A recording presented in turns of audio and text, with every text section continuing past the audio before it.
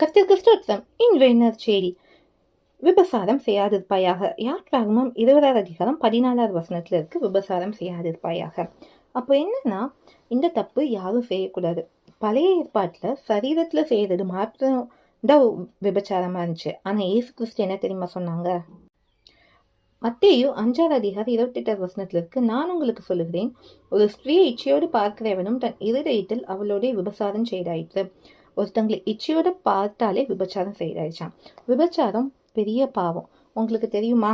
விபச்சாரம் செய்தவங்க பரலோக ராஜ்யத்துல பிரவேசிக்க முடியாது. சரீரத்துல மாற்றம் இல்லை, சிந்தையிலும்.